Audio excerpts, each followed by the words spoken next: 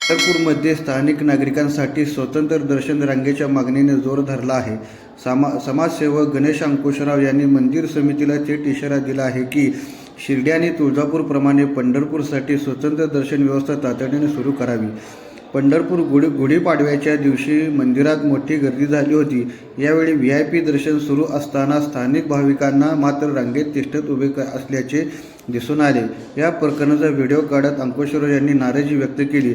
स्थानिकांचा अपमान होत असल्याचा आरोप करत लवकर निर्णय न घेतल्यास लोकशाही मार्गाने मोठे जनआंदोलन उभे करण्याचा इशारा त्यांनी दिला आहे. याबाबत सभामंडप येथे ज्या ठिकाणी हा प्रकार घडला त्या ठिकाणाहून महर्षी वाल्मिकी संघटनेचे अध्यक्ष गणेश अंकुशराव यांनी प्रतिक्रिया दिली. या घटनेमुळे पंढरपूरमध्ये दर्शन व्यवस्थेचा प्रश्न पुन्हा ऐरणीवर आला आहे. नमस्कार, मी गणेश अंकुशराव, मी सामाजिक कार्यकर्ता आहे. आत्ता विठ्ठल मंदिरात आहोत. आज पाडवा आहे आणि पंढरपूरकर जाणून बुजून मंदिर समितीमार्फत वेटीस धरले जात आहे. आज 10:30 पावणे 11 वेळ आला. धमाधमानं पंढरपूरकरांना सोडलं जाते. आमची प्रमुख मागणी की 24 तास पंढरपूरकरांना कायमस्वरूपी विठ्ठला दर्शन मिळालं पाहिजे. जसं शिर्डीमध्ये आहे, तुळजापूरमध्ये आहे आणि प्रत्येक तीर्थक्षेत्र ठिकाणी गाववाल्याला किंमत आहे. गावातला प्रत्येक नागरिकाला सोडलं जातं. फक्त पंढरपूर असं गाव आहे की जिथं गावातल्या लोकांना किंमत नाही. जे मंदिर समितीचे सदस्य आहे, अध्यक्ष आहे, इतर अधिकारी आहेत, त्या प्रत्येकाचे कमीत कमी रोज 500-500 लोक दर्शनाला जातात.